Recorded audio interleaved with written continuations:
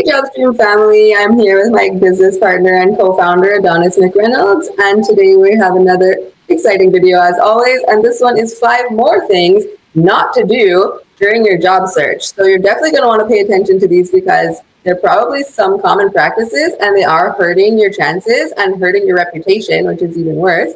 So we're going to start it off with our first tip. Take it away, Adonis.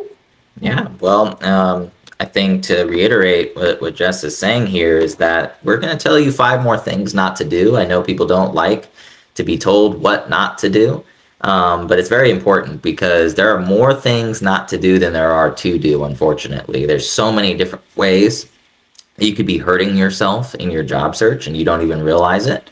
And so the point of this video is to make you more aware of things that are detracting from your desirability as a job search candidate, things that are hurting your brand. And we're going to get straight into it with the first tip that we provide as it pertains to what not to do.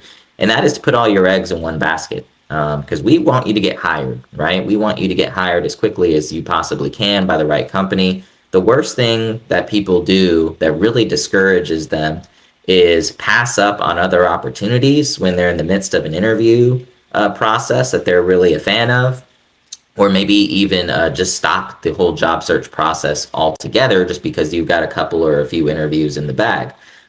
This is referred to as putting all of your eggs in one or maybe even a couple of baskets.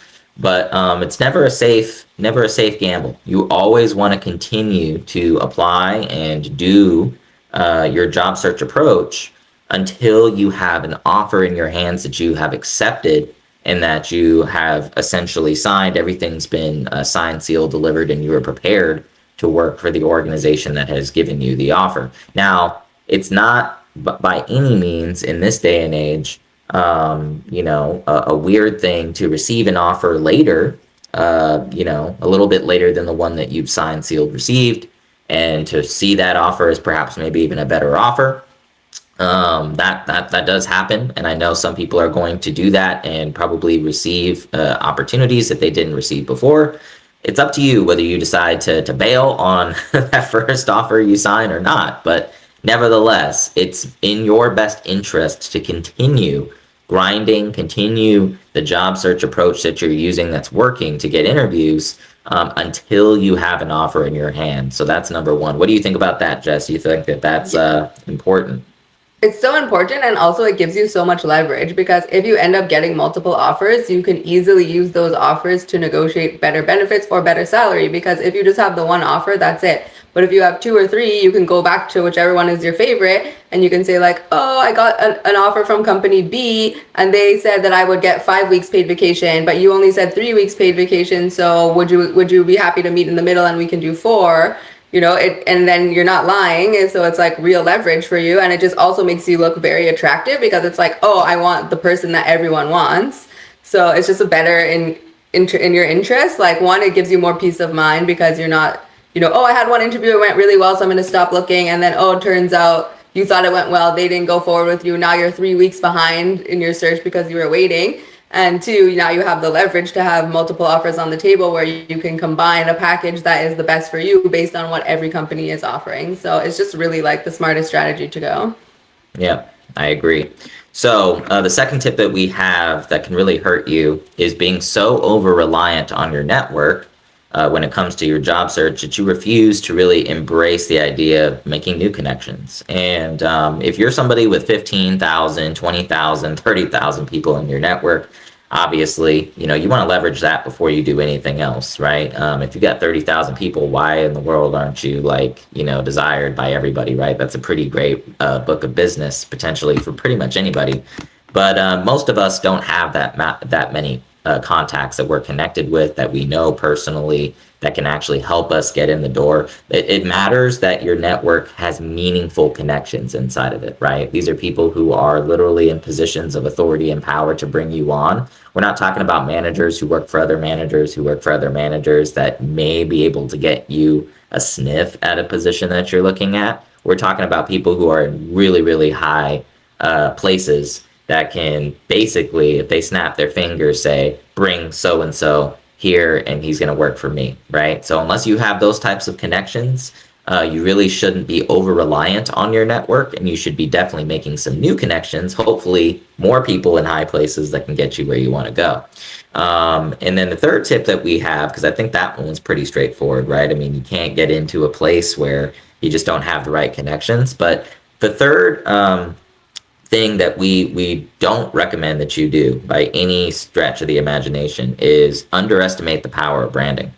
Because if you underestimate the power of branding and underestimate the power of your reputation online, you're not going to get noticed. The fact of the matter is people are starting to realize more and more the importance of getting noticed, the importance of creating good content, the importance of starting the process of creating videos and creating articles that are going to help highlight their subject matter expertise and the value they bring to the market. If you don't do these things, these are kind of new demands, if you will. No one really had to create videos as a knowledge worker before, and nobody really had to create articles or show why they're the real deal. But today we're living in a very competitive market. And, if you're a job seeker, this comes with the territory. You're going to have to put something forward that shows that you're an expert, and you're going to have to do it in creative ways. Jess is our social media queen, if you will. She does a lot of the marketing on that side. Jess, what do you have to say on the social media content side of this? Yeah, for sure. I know it's sometimes frustrating. I'm also a person that doesn't even love being on video, which is funny because we do these every week, but it took me a long time to get confident with it. But unfortunately, that is the world we're living in. So if if you're going to stop doing that, it's basically like the VHS beta tape debate. Like you're going to end up being the beta tapes and no one's going to know who you are or what's going on or what's happening. And even now, who even knows what VHS is? So basically, you need to be online. You need to be populating your LinkedIn profile at the very least with relevant content, which will, like I said in other videos, when you do these types of things, it positions you as an expert. It builds trust and credibility with hiring managers. It gives you something to talk about in interviews because you can easily reference articles and posts that you've created. And it just does a lot for SEO. You always want to think about keywords, and there are tools like SEMrush and Google that will help you with certain keywords, because really everyone is pushing SEO, even TikTok, LinkedIn, everyone. So basically you want to rank for that, and it'll just help you push your profile out to more and more people. Plus all platforms, LinkedIn included, their goal is to have you stay on the platform for as long as possible. If you stay on their platform for 12 hours a day, they feel like they've done their job, they're happy. So when you're creating content, it just shows that you're on the platform, you're using the platform. So the platform like LinkedIn will reward you for that. So if you post like once every 2-3 months, they're not really going to care. But if you start posting like 3 times a week, they'll start to be like, oh, this profile is really active, and they'll start pushing your content to more and more and more people. And through there, you're just going to get, so many more opportunities for jobs because so many relevant people will be seeing those posts. And now with ChatGPT, with all these things, it's not that hard to create that much content. So I do actually have an ebook about it. So if you guys ever come talk to me, I can send you an ebook how to create, content for a year in 3 days.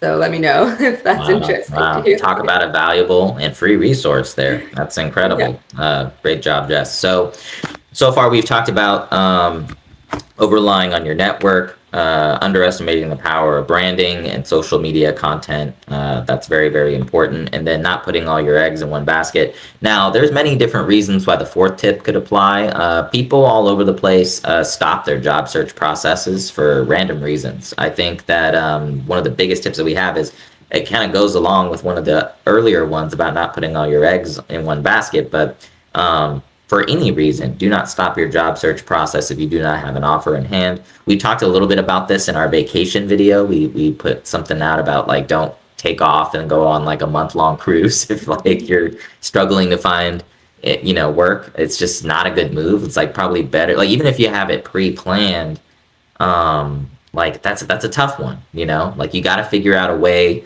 to stay active in the job market, even if that means while you're cruising, you maybe have someone else doing some of the work for you, like us. But in the case that, you're just discouraged or you're just tired and you're just you know what, I'm going to take a couple weeks off. No, that is not an option. You got to keep going. You got to figure out a way to make it work. And I know, and it's frustrating, especially if you've been out of work for months, maybe even a year at this point. We're living in a time where People have received a lot of bad advice, and people have done a lot of things that have hurt themselves, maybe even some of the things that we've mentioned in this video and others. And they find themselves on the outside looking in after a year, and they're like, well, when do I ever get a break? Like, when do I ever, So in a sense, like if you've been looking for a year, and you still haven't found anything, I understand like the fatigue. Even if it's been months, I understand the fatigue. I don't want anyone in this video to think that we're knocking anybody for feeling discouraged or feeling like tired or any of those things. But we also want to emphasize like sometimes the night is darkest just before the dawn, right? Like you're going to feel your most discouraged and disappointed before you actually get the role, but you got to press through to that point, right? You got to break through that pain barrier and, feel your way in there, right? You gotta work hard. It's a mindset of like, we're not giving up, and we're going to figure out creative ways of going about this. And I think to add on to that, doing the same thing over and over and over and over and over again, right? So like if your job search process is the same and you haven't changed it and it's not getting you anywhere and it's been months and a year, who's to blame, right? Like there's a phrase that we all know, fool me once, right? Fool me once, shame on me, right? Fool me twice, or shame on you, right? Fool me once, shame on you. Fool me twice, shame on me. In most cases with job search processes, people are getting fooled 12, 15, 20 times, and they keep doing the same thing. It's like, come on, dude. Like that's the definition of insanity. You got to try something different if what you're doing isn't working. So that's an unintentional point that I didn't even have on my list that I think we definitely needed to cover there, because it is insanity what some people are doing with the repetitiveness of their search. Jess, did you want to add to that?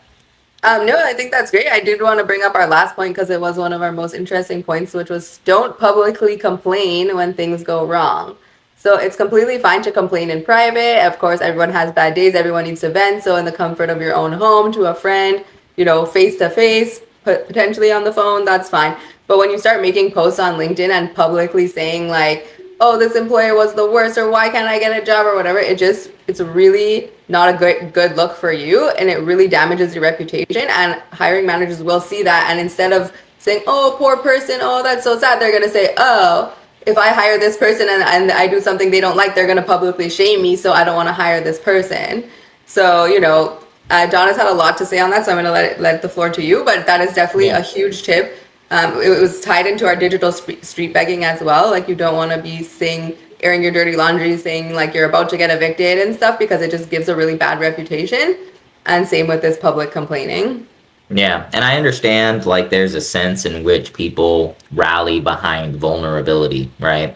People definitely understand the struggles that people are going through. If you're about to get evicted or, you're about to hit the streets, like, trust me when I say everybody has compassion, but there's a sense in which it's very unhealthy for you to post certain things online. For example, if I'm reading a post where a person is complaining about how many, jobs out there are just not like, meeting their demands, right? Or like meeting whatever expectations that they have. And it's just constant complaining, or like liking and commenting on posts that are just continual moaning and just whining and just constant droning on and on and on about how bad everything is.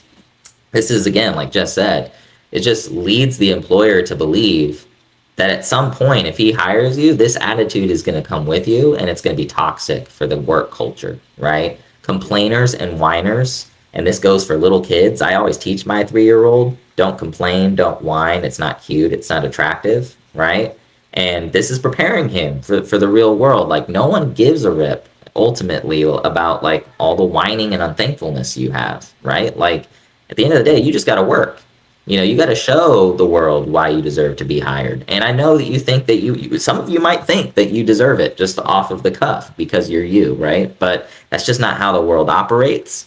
You have to get a hold of these emotions, put these things in check, come back better, look to improve. Whining and moaning is not going to get you anywhere, especially publicly posting about it on LinkedIn, because the hiring managers will track you. They will follow your page. They will see all of this nonsense going on and they'll be like, nah, screw that. We're not hiring this person, right? Because this person's just, it's too much drama, right? So that is a huge tip. If you have been somebody that's posted stuff like this online, my advice, take it down. Take it down, erase it, make sure that it doesn't get seen by anyone else, right? And do the work.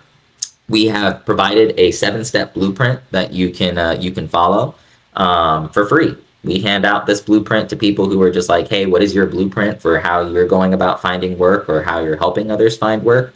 And it is a successful blueprint that people can follow and get jobs with. It's creative, it's unique, it's going to vary from person to person. And if you're the kind of person who feels like you don't have the time or the ability to execute these things, guess what? That's why we're here, right? JobStream AI literally functions as a agency to help people with finding work. And we do that by taking all of the tedious tasks of applications off of your hands, setting up automations, doing cold calls even to get interviews scheduled for you. We do so many different things for our candidates. You can watch all the different things that we do on our YouTube channel and all the videos that we've created, and even our website. We have a few packages that you can look at and see how much we can do for you. So with all that said, I think that we're just about ready to wrap it up. We wish you guys a happy job search. No whining, no complaining. Let's do the work, and we'll see you on the other side.